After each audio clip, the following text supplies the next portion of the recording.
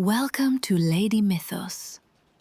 Tonight, I want to tell you about a man who was handed the strangest job anyone has ever been given in a war. A king had been beaten, cornered, pushed back so far that there was nothing behind his army but wet forest and cold grey water, and the enemy, standing over him, offered peace on a single condition. He could keep as much of his country as one arrow could cross. One shot. Whatever ground lay between the archer and the place that arrow came down would still be called Iran. Everything past it would belong to the enemy forever. So they went looking for the best archer alive, and they found him. His name was Arash, and when they brought him out in front of the army, he did something nobody in that camp was expecting. He took off his shirt. He stood there in the thin mountain cold with thousands of people watching, and he told them to look at him properly. No wound anywhere on that body. No sickness in it. A man in perfect working order. And then he said, quite calmly, that once he had taken this shot, he would be destroyed. He knew. That is the part that stays with me. He said it out loud, to their faces, before his fingers ever touched the string. And then he turned and started climbing. That is the story children in Iran grow up on. Statues of it, festivals about it, a day in the summer calendar that still belongs to him. But there is a problem with that story, and it is a strange one. The oldest surviving text that mentions Arash at all does not kill him. There is no siege in it, no treaty, no bargain, no sacrifice. He shoots the greatest shot anyone has ever shot, and then he simply goes on living. It gets stranger. When you count up the medieval historians who wrote this legend down, the death turns out to be the minority report. Out of roughly 12 surviving accounts, only 3 of them kill him. And one of those historians lays both endings side by side on the page and says, without any hesitation at all, but the version where Arash survives is the sounder of the two. So here is the question I want you to carry with you tonight, and I promise you, we will answer it before the end. Somebody put a death into this story. Somebody, at some point, decided that Arash had to die. Who was it? And what were they trying to say? If this is the kind of story you like, subscribe so the next one finds you. And while you're here, tell me in the comments where in the world you're listening from tonight. I'd genuinely love to know. This whole legend is about a border, about the exact line where one country stops and the next one starts. And I would like to see how many of those lines that arrow would have to cross to reach all of you. Settle in, because to understand why a single arrow could matter this much, we have to go back a very long way before Arash was ever born. Back to a father, 3 sons, and one decision that poisoned everything for 1,000 years. Chapter 1. The Murder of Iraj and the Birth of Iran and Turan.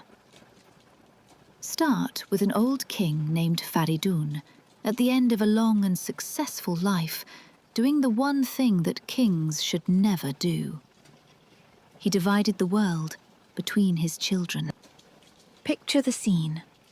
3 young men standing in front of a throne, and a map of everything laid out in front of them. To Sam, the eldest, he gave the west. To Tur, the middle son, he gave the north and the east, the great grasslands, the horse country, the endless open steppe. And to Iraj, the youngest, he gave the heartland. He gave him Iran. You can already feel where this is going. Every family has this moment somewhere in its history, even if the stakes are a house rather than a hemisphere. The thing that was meant fairly is not received as fair. Two older brothers stood there and looked at the youngest, and what they saw was not a brother. They saw the favourite. The jealousy did what jealousy does. It waited. It found reasons. It talked itself into being righteous. And then one day, the brothers arranged a meeting with Iraj. And Iraj came, because why wouldn't he? And he did not come home. They killed him. And then, because grief was the point, they had his head sent back to their father. Faridun was an old man by then. Try to hold that image. A king who had already won everything worth winning, standing in his own hall, being handed a box. Some stories are about war. This one, at its root, is about a father who outlived the son he loved most, and never got over it. He did not raise an army. He raised a boy. He took Iraj's descendant, a child named Manuchehr, and he taught him everything. How to rule, how to ride, how to fight, and, underneath all of it, what he was for.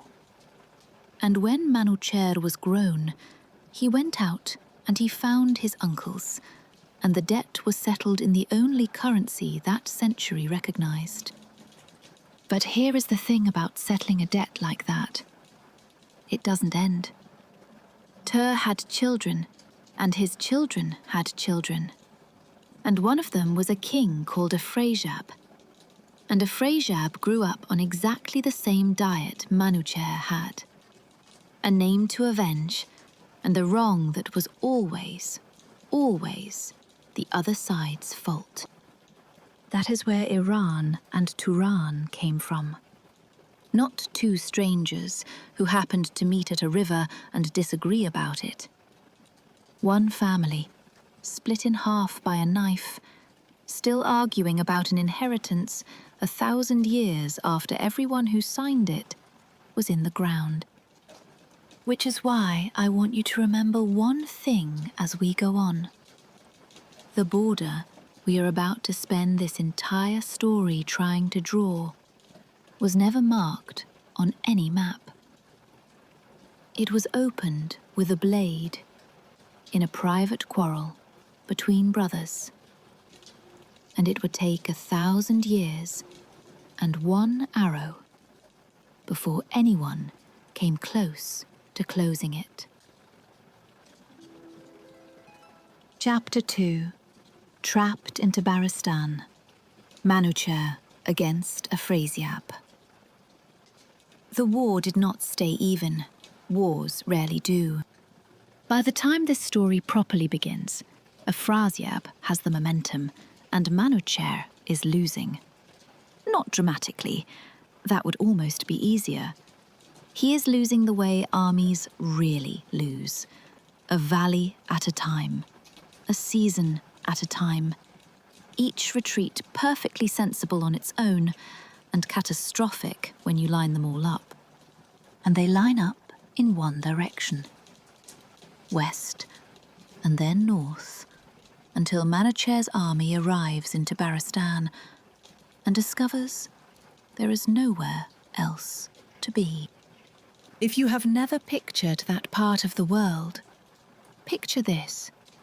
A narrow green strip of country pinned between two things that do not move. Behind it the Caspian Sea. In front of it, the Alborz Mountains standing up out of the mist, like a wall somebody built to keep the world out. Forest so wet, the air tastes of it. Rain that comes sideways for weeks. Beautiful country, and a terrible place to be trapped. Because a corner is still a corner, even when it's covered in trees. That is where Afrasiab puts him. Not a battle, a siege. The slow kind, where nobody has to be brave. And in some versions of this story, there is something worse happening at the same time, something that has nothing to do with soldiers. The rain has stopped. Not for a season, for 8 years. The rivers of one of the wettest countries on Earth are running low. The fields are failing, and the sky over Iran has simply stopped answering. There is a Zoroastrian telling that explains exactly why, and it is the sort of explanation that makes the hair on your arms stand up. The drought is not weather, it is a verdict. Faridun laid down a covenant when he split the world between his sons, an oath about who held what, and Afrasiab's people broke it. They took land that was never theirs, and in a universe where the weather is moral, the consequence of a broken oath is a sky that closes. I should be honest with you here, because this story does not hold still, and I don't want to pretend it does. There is a real disagreement among the old writers about who is even standing in that corner. Almost all of them say Manuchehr, but the historian Ta'alibi puts the whole episode in the reign of a different king altogether, Zav, the son of Tahmasp. And there is one version, we'll come back to it, because it is remarkable, in which Arash is not in the story at all. Whoever it is, the position is the same, and it is not survivable. So they talk. Both sides send men out under whatever passed for a white flag, and they agree to stop. And then Afrasiab names his price. He names it in front of everyone, and he says it so simply, so reasonably, that it takes the Iranians a moment to understand that they are being destroyed. Chapter 3. 1 arrow to decide a border. The terms were these. Iran could have as much land as a single bowshot could cross. That's it. 1 archer, 1 arrow. The distance it travelled would be the size of the country. Everything beyond where it fell belonged to Turan from that day forward, and no one would ever contest it again. Sit with how clever that is. Afrasiab does not ask for cities. He does not name rivers, or demand hostages, or draw a line on a chart that somebody could argue about in 50 years. He offers something that sounds almost generous. Take what your own man can reach. And in doing it, he hands the entire future of a nation to physics. Because he knew what an arrow does. Everyone in that tent did. It goes 200 paces, maybe 300, from a strong man on high ground, and then it drops. Because that is what arrows are. He was not offering Manuchehr a country. He was offering him a field. And Manuchehr said yes. He had nothing else to say. The old world knew this trick, incidentally, and it turns up in other places wearing different clothes. On the coast of North Africa, there is a story about a queen called Dido, arriving with nothing, asking a local king for as much land as a single ox hide would cover. He laughs and agrees, because an ox hide covers almost nothing. And she takes the hide and cuts it into one continuous thread, thin as string, and lays it out in a great loop around an entire hill, and builds Carthage inside it. That is the family this bargain belongs to. The cruel measurement. The offer that is really a joke at your expense. Until somebody refuses to accept the terms of the joke. One more detail, and it is the sort of thing you only find if you go digging in the corners. The historian Giugiani adds that just before the treaty was struck, help arrived. Sam, son of Nariman, the grandfather of Rostam himself, came up out of Zabulistan with an army raised as far away as India and joined the Iranian side. Whether that made the terms better or simply made them survivable, he doesn't say. But it tells you the scale of what was happening. This was not a border skirmish. Every great house in the east had skin in it. So the treaty is agreed. The two armies stand down. And now, Manuchehr has to find a man who can shoot. Except that is not the first thing he does. Before anyone goes looking for an archer, there is the small matter of the arrow. And the arrow, it turns out, was not going to be made by anybody who made arrows for a living. Chapter 4. The Arrow the Gods Made. Something comes down. That is how the old accounts put it. And they are all slightly vague about exactly what, in the way that old accounts often are when they are describing something they don't expect you to see for yourself. A messenger, a being. In the account written by the great scholar Biruni, it has a name, and the name is Spandarmad. If you don't know her, she is one of the Amesha Spenta, the holy immortals who stand closest to Ahura Mazda, the wise lord, in the Zoroastrian world. And of all of them, she is the one who belongs to the earth, the ground itself. Soil, land, the physical body of the world you are standing on. Think about who that is in this particular story. Iran is about to be measured. The land is about to be cut. And the being who arrives to intervene is the one whose entire nature is the land. Her instruction is specific. Do not use an ordinary arrow. Make one. Ta'alabai records what went into it. And I love this passage because it reads less like a myth and more like a recipe somebody was afraid of getting wrong. The shaft came from one particular forest. Not any wood. That wood. The feathers came from one particular eagle. The point was iron drawn out of one particular mine. 3 things, each taken from exactly the right place, brought together into a single object no longer than your arm. Picture the workshop. Firelight on a low ceiling. The smell of scorched horn and hot metal. A man's hands turning a shaft slowly against the grain of the light to check it for true. The great feather being fitted, split and bound. The iron point going into the water and coming back out. And somewhere in that room, in a way none of them could have explained afterwards, a presence.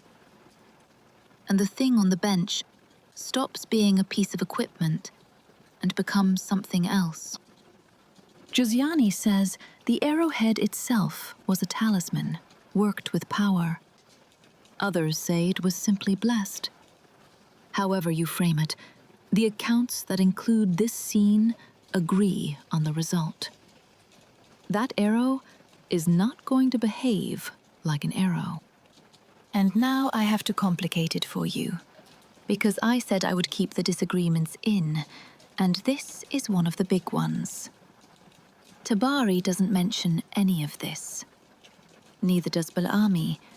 Neither, when he gets to the crucial moment, does Gardizi, and Ta'alibi himself, who gave us the forest and the eagle and the mine, describes no divine hand at the release.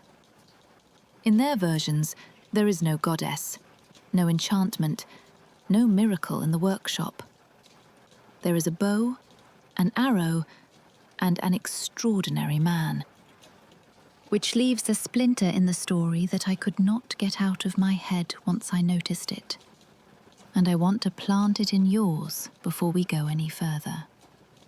In the versions where the arrow is a miracle, Arash still dies. In several of the versions where the arrow is just an arrow, he doesn't. That is backwards. If the shaft is carrying the power, why does the man have to pay?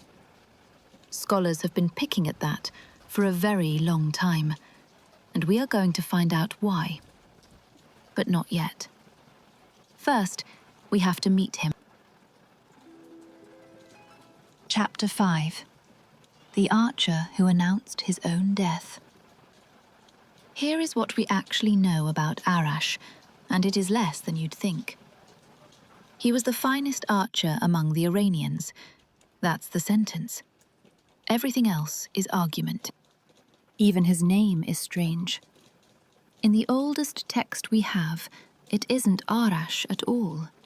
It's Areksha, in Avestan, the ancient sacred language of the Zoroastrians.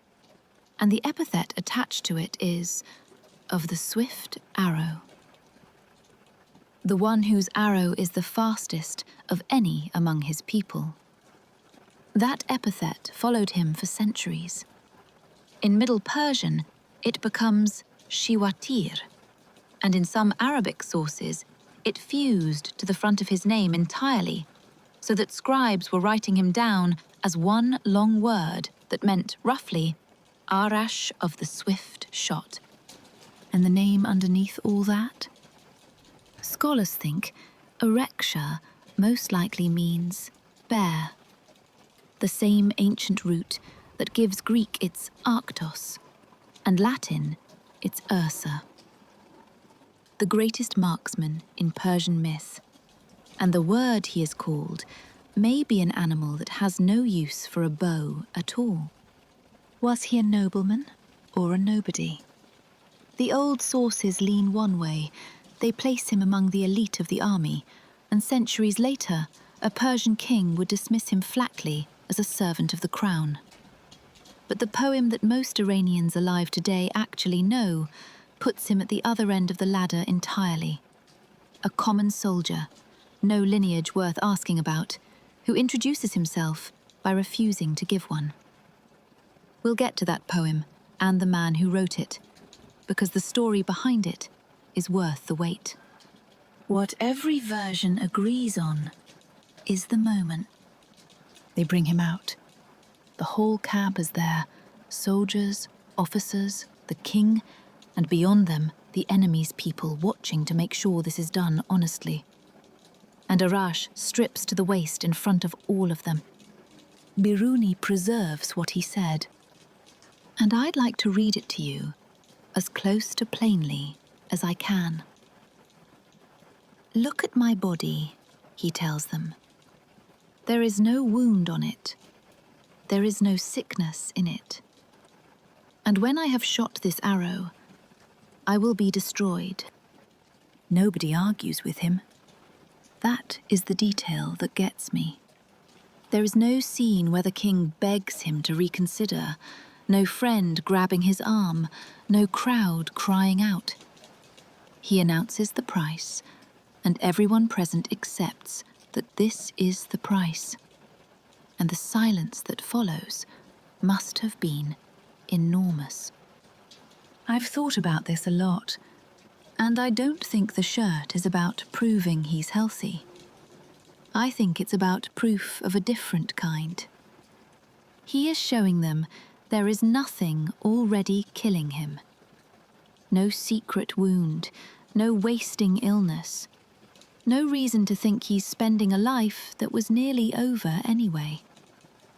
He wants it on the record that a whole man walked up that mountain. And then he turned around and started to climb, and not one person in that crowd could have guessed that 1,000 years later, we still wouldn't agree on which mountain it was. Chapter 6. Dawn on the Mountain, the greatest shot in Persian myth. They chose dawn. Every account keeps that. And it is the right choice, because you would want the air still, and you would want to see. Cold at that altitude, even in summer. The kind of cold that makes a bowstring feel like wire. Below, the mist would still be lying in the valleys in long white bands, the way it does in that country, and the sea somewhere behind and out of sight. Where exactly he stood is one of those questions the old writers simply refuse to settle. Bal-Ami puts him on Damavand, the great white cone that stands over northern Iran, the mountain that has been holy in that country for as long as there has been a country, and the answer most retellings choose today. Biruni says a mountain in the district of Ruyan, and Gardizi agrees. The Mojmal and Juzjani put him on the height above the fortress of Amol. One romance says Sari. Several others shrug and say only Tabaristan, as if the specific rock hardly matters next to what happened on it. Perhaps it doesn't. What matters is the shape of it. One man, above the clouds, alone, with an object that has already promised to kill him. He draws. And here is where the myth stops describing archery and starts describing something else. Because what Arash puts into that bow is not strength. Strength is what he's used every day since he was a boy. This is the other thing. Everything he has, everything he is, poured down the length of the shaft, like water going down a channel. Held for one impossible moment at full draw, with the whole weight of a country hanging off his fingers. Then he lets go, and the accounts say the wind takes it. Not a wind, the wind, commanded, ordered by God to carry that arrow and not let it fall. Imagine standing on the ground and watching something leave a bowstring and simply keep going. Over the shoulder of the mountain, over the ridge behind it, out past the point where your eyes give up and there is nothing left to follow. And still, somewhere out there in the brightening air, it is travelling. How long? Ask 3 sources, get 3 answers. One tradition says it flew from first light until noon. Ta'alibi keeps it in the air until sunset, a full day of flight, the whole arc of the sun crossed by a single arrow. And most modern retellings, the ones people grew up hearing, stretch it further still, to days. Days. Sit with that for a moment. A country going about its business, herds moving, bread being baked, arguments happening, people falling in love, and above all of it, unseen, an arrow going east and not coming down. Nobody on that mountain knew where it would stop. Not the king, not the enemy, not the men standing at the summit with their hands over their eyes. And when it finally did come down, it landed on something that has been in the story ever since. And that thing, I am fairly sure, was never there at all. Chapter 7. The Walnut Tree and the Rain. How Tirgan began. It fell in the east. Everyone agrees on the direction. After that, the map falls apart. Bellamy says it came down on the banks of the Oxus, the great river the Persians called the Jeyhun, and Juzjani agrees, and so does Kazvini. Tabari says the river of Balkh. Makdisi and Gardisi say Tabaristan. A famous romance and a history of Tabaristan both name Marv. Ta'alibai puts it down in Badghis. One text sends it to a mountain pass between Nishapur and Sarax. And Biruni gives a description so tangled that scholars have spent a century arguing about which two places he actually meant. There is a very human explanation for that mess, and I find it strangely moving. The arrow landed wherever the storyteller believed Iran ought to end.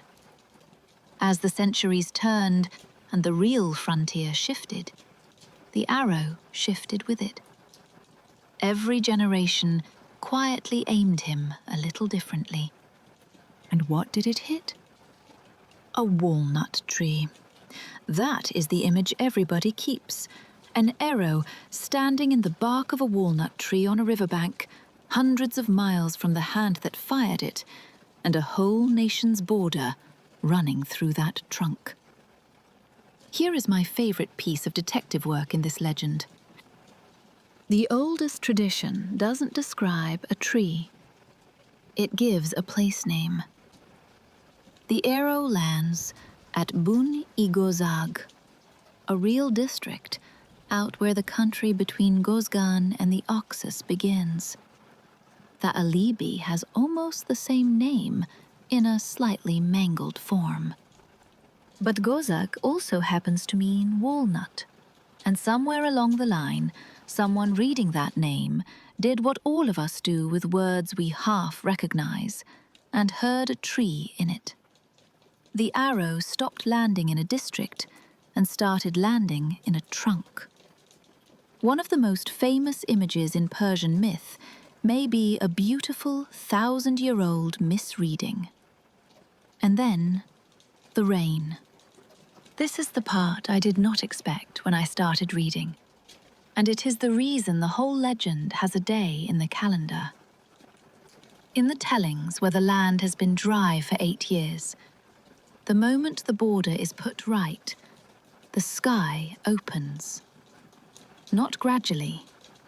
The wrong is corrected and the water comes back, as though the weather had been holding its breath the entire time, waiting for somebody to fix it.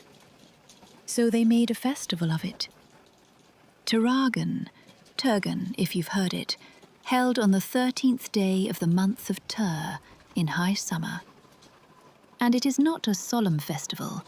It is water thrown in the streets, children ducking each other in village streams, bands of rainbow-coloured thread tied round wrists and worn for 10 days, and then carried down to running water and thrown in, so that whatever was wrong goes with them. 3,000 years later, people are still soaking each other over an arrow, though even the date has a fight in it. One Middle Persian text puts the shot on the 6th of Farvardin, in early spring, nowhere near the summer festival. And the reason the two dates drifted apart may be the simplest thing in the world. A pun. Tir is a month, and Tir is a star. And Tir is also the Persian word for arrow. We'll come back to that, because it's stranger than it sounds. But before any of it, before the rain, before the festival, before the tree that may not be a tree, there is one thing left on that mountain. The arrow arrived. Arash did not. And what happened to him at the moment of release depends entirely on which book you happen to be holding, because the versions do not disagree about a detail. They disagree about whether he died. Chapter 8. The ending most people don't know. Let me give you both, and then show you something that took me a while to believe. The ending you know is Biruni's. Arash releases the arrow at first light and is torn apart where he stands. Nothing dramatic, nothing drawn out.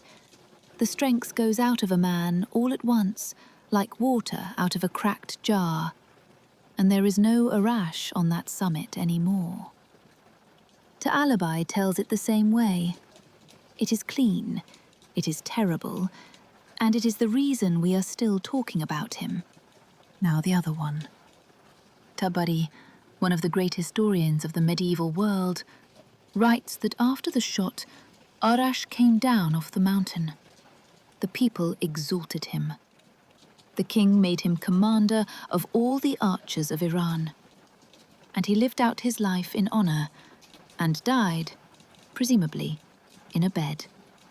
An old man who had once done something no one else could do. Mal'ami says the same. So does Gardizi. So does Ibn al-Athir, and the Mujmal, and Kazvini, and Mar'ashi's history of Tabaristan. In their pages, nobody dies. There is a bargain, an impossible shot, a saved country, and a promotion. Here is the number that stopped me. Of the roughly 12 medieval accounts of this legend that survive, only 3 of them kill Arash. 3. The death that defines him, the thing his name means to an entire nation, appears in a quarter of the record. And it goes further, because Jujani, writing in the 13th century, does something historians almost never do. He puts both endings on the page, one after the other, and then he rules on them. One narration says, Arash died right there, he writes. But the sounder one is that he was made commander of all the archers. The sounder one. A man with the whole tradition in front of him looked at the version everybody now believes and marked it as the weaker report. There's a sharper note still. Ibn al-Athir tells the whole story faithfully. The siege, the terms, the shot, the border, and then adds a dry line of his own at the end, which I can only read as a medieval historian rolling his eyes. This, he says, is among the most astonishing of the tall tales the Persians like to repeat. And once you start pulling, the whole thing comes loose in your hands. Because it isn't only the ending that moves. In one Middle Persian text, the Menog-i-Israd, the land is taken back from Afrasiab by King Manuchehr, and Arash is not mentioned. Not diminished, absent. In another, the credit is split, and the 2 of them do it together on the 6th of Farvardin. And then there is the version I promised you. In a Zoroastrian text preserved among the Persian rivayats, the man who confronts Afrasiab is Zav, son of Tamasp. Iran has had no rain for 8 years, and Zav tells him plainly why. You broke the covenant Faridun made, and this is what a broken covenant costs. Afrasiab accepts the challenge. Zav speaks the name of God and shoots the arrow himself. It lands deep in the enemy's country. Afrasiab takes it as a verdict against him and marches his army home. and on the day called Govad, the rain comes down in sheets. That is where the ribbons come from. Tied on the day of Tyr, untied on the day of Govad, thrown into the water so the calamity sinks with them. There is no Arash anywhere in it. The most famous archer in Persian myth, missing from his own legend. So I want to put the question to you directly, and I mean it. Leave me your answer below, because I read them. Which Arash do you believe? The one who spends his life on a single shot, or the old commander of archers, teaching boys to hold a bow steady 40 years later, in the ending almost nobody tells? Because to find out where the dying came from, we have to leave the histories entirely. We have to go back, past all of them, to the oldest place his name survives. And it isn't a war story. It's a hymn to a star. Chapter 9. Tishtrya, Sirius, and the arrow written in the stars.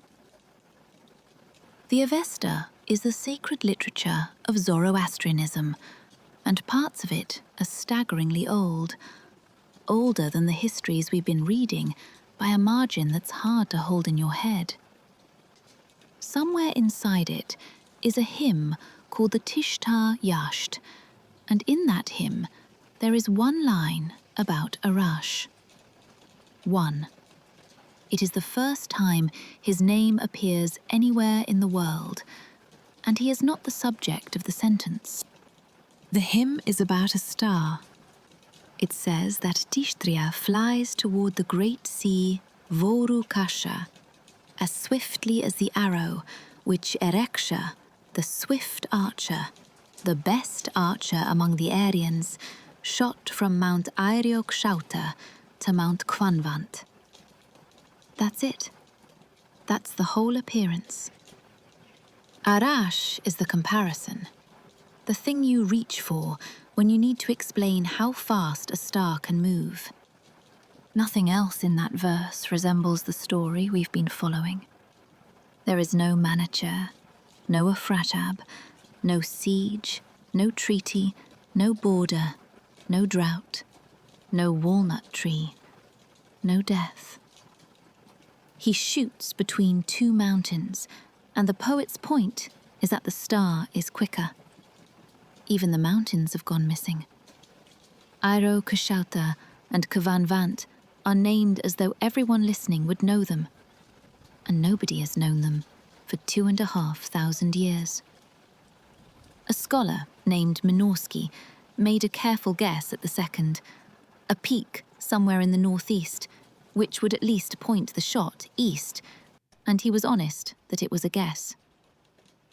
But the hymn does keep one thing. It says the arrow had help. Ahura Mazda gave assistance. So did the waters and the plants. And Mithra, the lord of wide pastures, opened a road for it through the air, while behind it came Ashi and Perendi in her light chariot, all the way until it reached the far mountain over shining water. Every good power in creation escorting one arrow to the horizon. Now let me tell you who that star is, because it changes the shape of everything. Tishtrya is Sirius, the brightest star in the sky. He is also the bringer of rain, and the hymn tells the story of the worst night of his life. He goes down to the cosmic sea in the form of a white stallion with golden ears, beautiful and shining, to release the waters.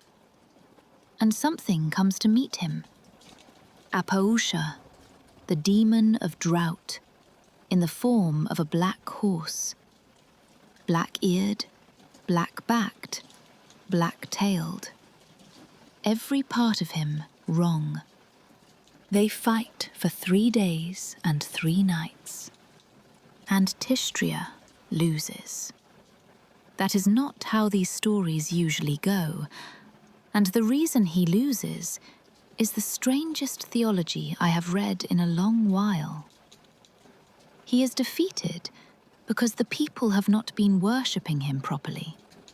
He has not been given his share, so he does not have his strength, and he flees the sea in open distress, calling out that no one says his name.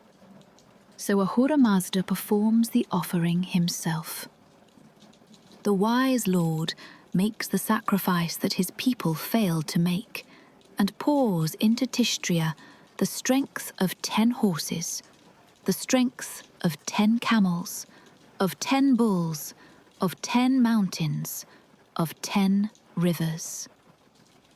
And the white horse goes back down to the water, and this time, at noon, the black horse breaks and runs, and the rains come down over the whole world. Before that fight, he wears 3 faces, 10 days each. A bright-eyed young man of 15, then a bull with golden horns, then the white horse with the golden ears. Read that and try to see it as a calendar rather than a costume change, which is what the scholars think it is. A way of tracking the star through the hardest weeks of a hot summer. And here is the reframe I want to leave you with. Sirius is called the Arrow almost everywhere the ancient world could see it. In Sumerian, it is written with a sign meaning arrow. The Akkadians called it Shukudu, arrow. In India, an archer shoots a 3-part shaft across the sky, and that shaft is the belt of Orion. In Egypt, Sirius is the mark a goddess is aiming at. In China, the celestial emperor draws on the sky jackal, and the sky jackal is the same star. 4 civilizations that had no business agreeing about anything, looking up at the brightest thing in the night, and every one of them seeing an arrow in flight. Even the pun turns out to be a coincidence. The Persian word tir does mean arrow, but it comes from an older root that meant sharp, and the star's name, Tishtrya, has nothing to do with it. The connection that gave us the month, the festival, and half the poetry is a beautiful accident of sound. Which means the oldest Arash we can reach doesn't belong to Iran's border at all. He belongs to the sky. Somebody, at some point, reached up, brought him down, put a treaty in his hands and a king behind him, and pinned him to a specific war in a specific reign. And we can name, with a fair amount of confidence, who did it, and why they needed him to die. Chapter 10. Why the Parthians called Arash their ancestor. Ferdowsi gives it away in a line he probably thought was just scene-setting. When the Shahnameh reaches the Parthians, the dynasty the Persians called the Arsacids, who ruled for something like 5 centuries, the poet introduces them like this. The grandees, who were of Arash's seed, he says, valorous, yet haughty and hasty, of Arash's seed. The archer isn't a folk hero in that sentence. He's a bloodline. He is the founding ancestor of a royal house. You have to understand who that royal house was when it started. The founder was a man called Arsaces, and he was nobody. Not a prince, not a claimant. The chief of a band of Scythians, out of the tribe of the Dahe, operating on the far edge of the map. and the Roman historian Justin, who is generally trusted on this period, comes close to calling him a bandit. A man like that does not have a problem with armies. He has a problem with legitimacy. He can take a throne. What he cannot do is explain why he's allowed to sit on it. And in the ancient world, there was exactly one currency that bought that.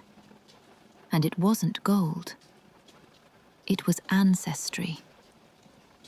So look at what appears on his coins. For roughly 500 years, on the reverse of Parthian money, there is a seated archer. It becomes the motif of the entire dynasty, on coin after coin, king after king, generation after generation. One of the most reproduced images anywhere in the ancient world. And most catalogues still label that figure as Arsaces himself. But the scholar Lukonin looked at it and said no. That bowman is Arash, the legendary ancestor stamped into metal and handed to every merchant and soldier and farmer in the empire. The cheapest, most effective propaganda ever devised. A claim of descent that arrives in your palm every time somebody pays you. There's a detail on those coins I can't stop thinking about. The Parthian bowman holds the bow drawn. There is no arrow in it.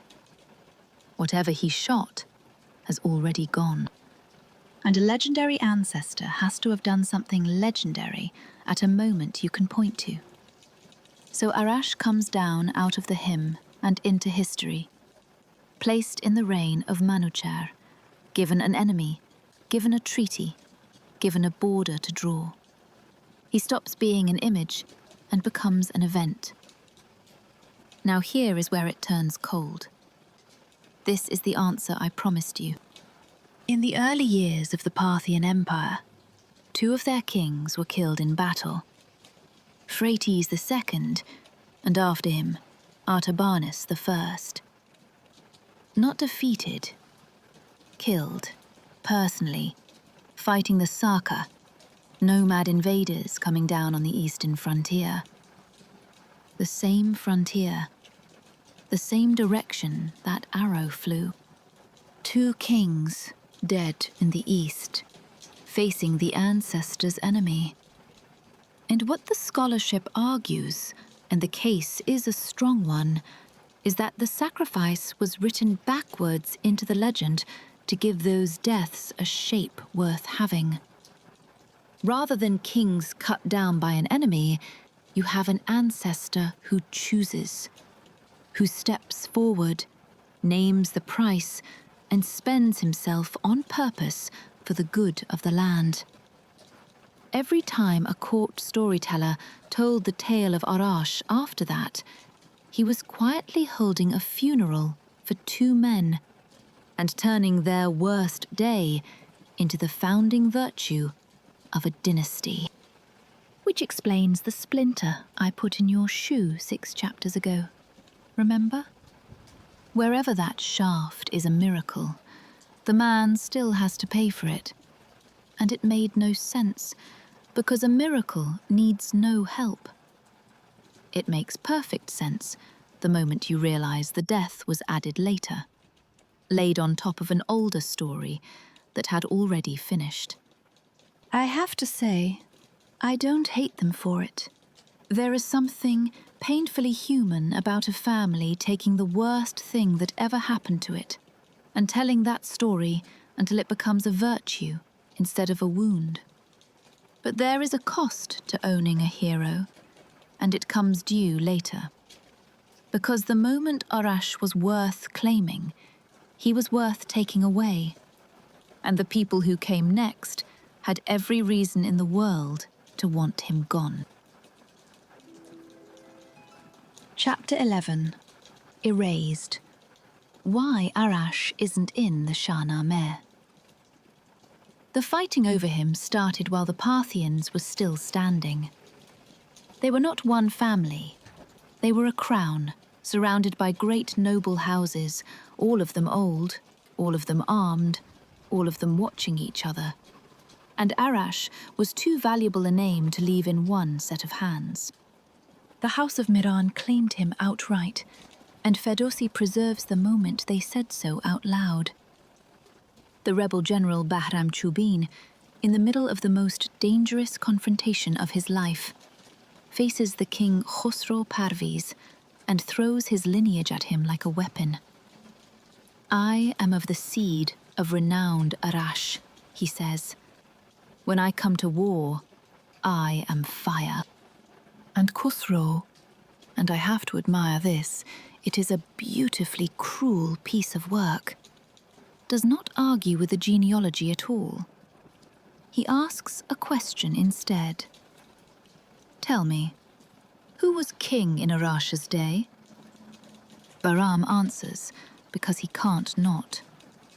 "Manuchehr, crowned, with the armies at his back." And Khosrow closes the trap.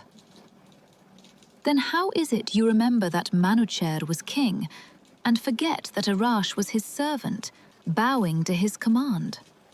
One question, and the ancestor a rebel just claimed becomes proof that his family were always somebody else's men.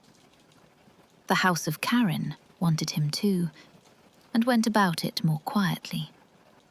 In Mar Ashi's history of Tabaristan, there is a small family detail you will not find anywhere else in the tradition. Arash is Karin's brother. Karin being, of course, the legendary founder of that house. One word, brother, slipped into a chronicle, and a national hero becomes your grandfather. And then there were the houses that wanted nothing to do with him. In the Shahnameh, the great cycle of stories about Rostam's clan, a warrior named Piruz rides out, described as a descendant of Arash and a finer archer even than his forefather. He fights on the enemy side, and he is pulled off his horse by Rostam's daughter Banu Goshasp and carried back to camp a prisoner. That is what Arash was worth to a rival family, a name to hang on somebody you defeat. Then the Parthians fell, and the people who replaced them did something worse than fighting over him. The Sasanians took the throne, and they set about removing the previous dynasty from the record, not the buildings, the memory. 500 years of Parthian rule compressed down into a dismissive phrase about petty kings, the way you'd wave off an awkward gap in a family tree. And they were extraordinarily good at it. When Ferdowsi sat down centuries later to write the Shahnameh, the Book of Kings, the great national epic, the book that kept everything, he reached the Parthian era and found almost nothing left to keep.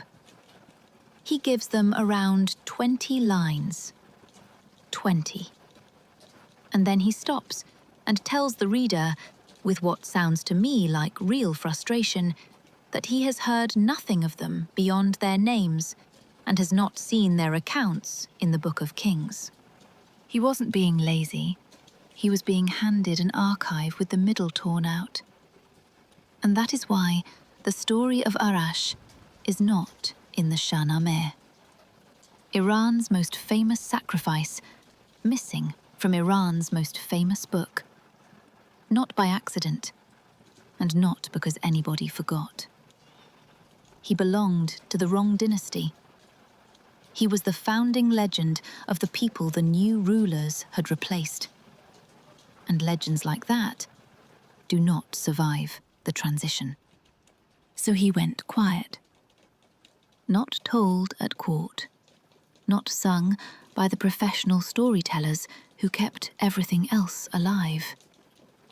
He survived in fragments, a paragraph in a history here, a passing reference in a romance there, a summer festival where children threw water at each other without being entirely sure why, and one throwaway line about a dynasty a great poet couldn't find any information on. That is where he stayed. For a very long time. Longer than most stories can survive. Until 1957. Epilogue.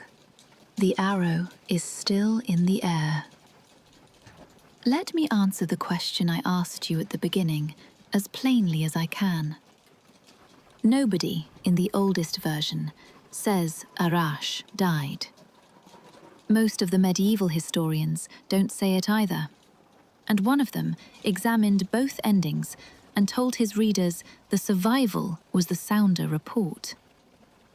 The sacrifice was almost certainly added, most likely by the Parthians, to give meaning to two of their kings who were killed on the eastern frontier. And then the Sasanians cut the whole story out because it belonged to the family they had overthrown. Arash did not have to die. Somebody decided he did. And people have been deciding what Arash means ever since. In 1957, a scholar named Ehsan Yarshater published a book of ancient Iranian stories and put the legend back into circulation. It had been effectively lost to Persian literature, and within 2 years, it was everywhere. 4 major works in 9 years. A journal in Tehran named after him that ran for the better part of a decade. The one that mattered came in 1959, from a poet called Siavash Kazra'i. He was writing in the wreckage of the 1953 coup, after his political world had been dismantled around him. And he dedicated the collection to a comrade who had been executed the year before. His poem opens not on war, but on life itself. Life is beautiful, he says. Life is an everlasting fire temple, and if you light it, you will see the flames dance on every horizon. And his Arash is nobody's ancestor. He is a common soldier who refuses the whole question. Do not ask me my lineage, he says. I am the child of toil and labor. That is a Marxist poet in a moment of defeat, taking a hero the kings of Parthia had used to prove their bloodline, and handing him back to the people at the bottom. And here is the detail that tells you how deep this figure runs in that country. They put that poem in the Shah's own school textbooks. Everyone wanted Arash. Nobody could agree what he was for. Not all of them were heroic about it. In 1963, the writer Nader Ebrahimi published a story in which Arash simply fails, not through weakness of arm, but through failure of will. He can't do it. Written by a man watching the hope of a generation drain away. And I don't think you need it explained. And the playwright Bahram Beyzai, who some people call the Shakespeare of Persia, wrote his own Arash in the old storyteller's style and stripped the worship out of it. No saviour arrives. Whatever salvation there is, we make ourselves. I keep coming back to what he actually achieves, because it isn't victory. Iran doesn't win this war. The arrow conquers nothing, takes nothing, avenges nobody. It limits a loss. That is the whole of it. A man gives everything he has, and the result is that things are less bad than they would have been. There is something almost unbearably honest in building a national hero out of that. Most of what any of us do is that. We are not turning the world around. We are getting the line a little further out than it would have been if we hadn't bothered. and hoping somebody after us keeps going. And the arrow is still moving. That name has been given to a drone, to a rocket, to a rifle, to a radar system. In June of 2025, a bronze Arash, 16 meters tall, went up in Vanak Square in northern Tehran. There's a smaller one at Saadabad, and a mural of him on a wall in the city. A man whose entire story is about ending a war, lending his name to the machinery of starting one. I'm not going to tell you what to make of that. I only think it's worth noticing that the arrow he fired 3,000 years ago is still being aimed. He was never only Iranian either. That arrow crossing the sky is the same shape people saw from Sumer to China, looking up at Sirius and calling the brightest star in the night an arrow in flight.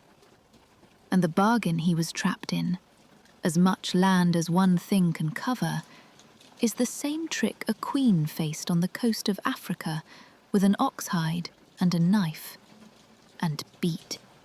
So come back to the mountain with me, one last time. Cold air, first light coming up over the ridge. A man standing there, with no mark on his body, and a bow in his hand. And everything he is about to become, still ahead of him. When we started, I asked you whether he would really die. I think the better question is the one we're left holding. He didn't have to. Somebody chose it for him. And then, a Parthian king chose what it meant. And a Sasanian editor chose to delete it. And a poet, in a broken decade, chose to hand it to a labourer. And a foundry chose to pour it into 16 meters of bronze. Everybody has aimed him at something. 3,000 years on, that arrow still hasn't landed. If this story got its hooks into you, leave a like. It genuinely helps these long ones find their way to people. Tell me in the comments which ending you believe. And subscribe, so you'll hear when the next one comes. Until then, thank you for listening. Yours, Lady Mythos.